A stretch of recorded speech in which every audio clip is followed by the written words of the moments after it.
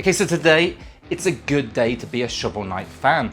They've dropped not one, but two games for us. Here we're going to be taking a look at Shovel Knight Showdown, but over on the channel you can find our King of Cards review as well right now. Before you do that though, watch this one first and we'll link it at the end of the video for you. So Showdown is this multiplayer brawler based in the world of Shovel Knight, worth your money. It for sure has a few competitors on the Switch, I know that much. Well, hit subscribe, you know you want to, hit like, let us know your thoughts in the comments below, and I want to quickly say thank you to the publishers today for supplying these codes. With that though, let's get this started.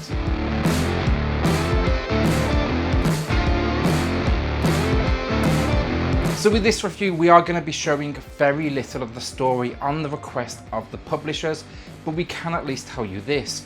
A magical catastrophe creates a world of never-ending battle. Awesome. Here you're out as your hero of choice to find the source, kick its ass and set things right.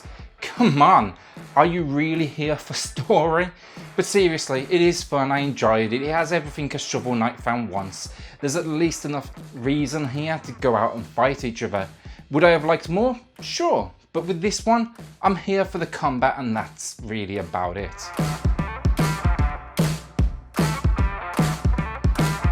So gameplay here, and first off we get two modes, battle and story. In battle it's, you know, the typical brawler setup. You can play with up to 4 local players total, no online here, face off against AI enemies, or you can even do a combination of both.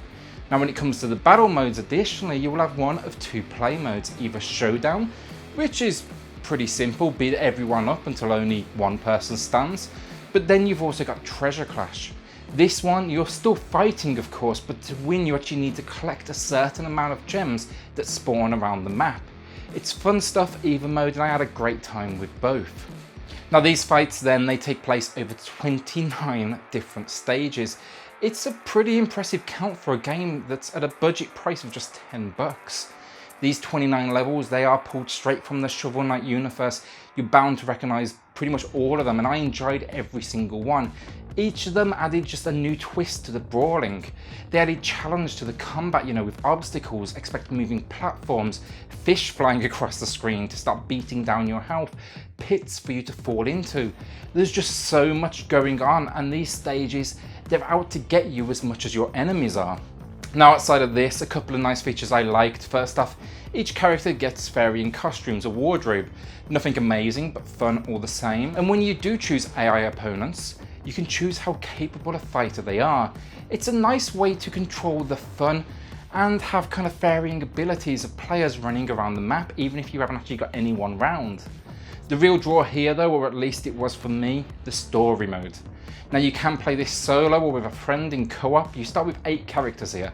Shovel Knight, Plague Knight, Spectre Knight, King Knight, Shield Knight, Black Knight, Propeller Knight, and finally Polar Knight. But the beauty here is that's not everybody. Beating the story mode here, you get easy, medium, difficult for every character. If you do beat the story, it's going to open up a ton of unlockables and each character unlocks something different. One of these things though, an additional 11 characters to play as. It's a great reason to continue to visit this story, and the game keeps clear track on the menu of what you have and haven't beaten. The story mode, it consists of a combination again of Showdown, Treasure Clash and the occasional time challenge. Think the car destroying level from Street Fighter, but with a suitably Shovel Knight twist on it. It's a timed platforming mode where you need to take down as many targets as possible to reach a target score. Overall the story, it consists of 9 levels to beat, and the difficulty will impact your continue count and how many lives you start each battle with. This of course then also includes how capable your enemies are at kicking your ass, and they seem to be pretty damn good at that. Now for both modes then, you're going to get power-ups that fly in and out of the level. These, they can be anything from items allowing you to fly, flashes will blind all enemy screens, and then there's just a nice big selection of things that are going to make you die. Top one to my mind, bombs. Lots of bombs in this game. This one, it's done a great job of taking the brawler format and adding in so many twists that it's just so chaotic, but in a really, really good way. Now outside of this, that's pretty much all of the content you get. The only other thing would be a practice mode, and it's just that, it's a place to work on your skill set, especially useful for those increased difficulty modes in story. Now when it comes to the characters and their fight sets, Again, I really enjoyed them. I will say they're a lot more basic than you might expect. They definitely were more basic than I expected. Here you'll get just a couple of attack moves and a defense, and that's about it really. This isn't supposed to be combo heavy. It's simple, fast-paced brawler fun. Anyone should be able to pick this one up and have a good idea of what they need to do. That's not to say though that you can get really good at this one. There's actually a lot more skill than you may think. Now, to give you a few examples of this, Shovel Knight has just 2 attacks where he fires and swings with his shovel. King Knight dashes, he can actually bounce off enemies as well and go into like a spin attack, but that takes some practice. And then he also throws his loyal subjects at enemies, rats. My favourite though was Shield Knight. She's got a dash attack, she has a shield throw, it's great for long distances. And then even when that shield's not in her hands, she'll just beat the crap out of enemies with her fists. Every one of them though, I will say I had a ton of fun experimenting with their abilities. But I'm sure like me, you're probably going to find your favourite and you're going to really get good with them. My only real complaint here is AI. It can be a bit strange at times. When they die, they seem to kind of freeze in place at the top of the screen, waiting to spawn again, but you can see them. I wish they just kind of dropped in. They also killed themselves more than a few times running off ledges. And then with the harder difficulties, the gems, they seem to know where the gems will appear before the game gives you any clues at all. At this point, I will say it kind of felt hard, but for an unfair reason. So I think you can tell I had a lot of fun with this one. I will say occasionally the game annoyed me, but it was never enough to stop me from jumping in to another battle pretty much immediately. Overall, I had a ton of fun in co-op, couch versus and story. It's a fun take on the brawler format using some amazing characters that are just so well loved. At least I love them, I guess you do too if you're watching this. But with a ton of content to unlock, I really enjoyed my time with this one. I'm not showing unlocked characters in this video today or anything else because they squeeze a lot into a small package and it's definitely worth experiencing. But I will say though, if you don't like the idea of grinding out unlocks here, if that's maybe putting you off, maybe picking this one up, Yacht Club Games, the developers, they've put out cheat codes. So go look them up and just have some fun. They'll unlock everything immediately.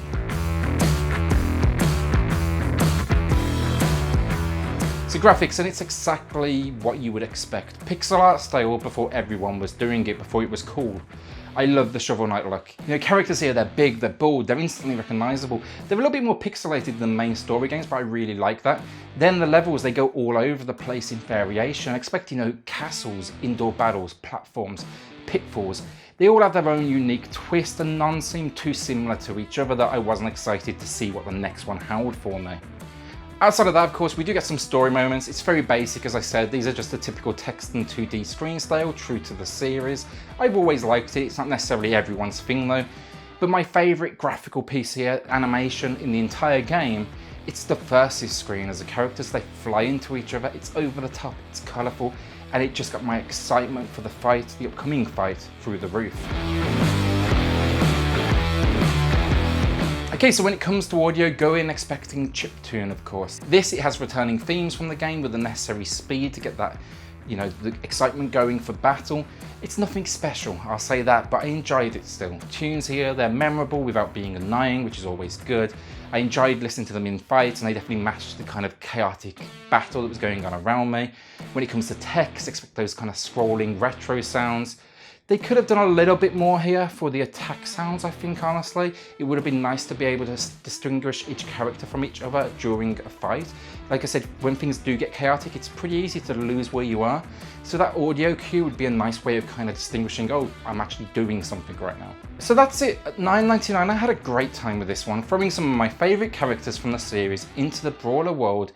It was a great idea, and the ability to play against friends or alongside them even, it really added to this experience.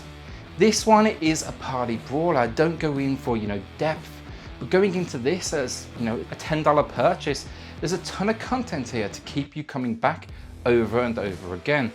It's just whether for you, if this sort of game can keep you entertained, do you want to see all the maps? Do you want to unlock that huge roster?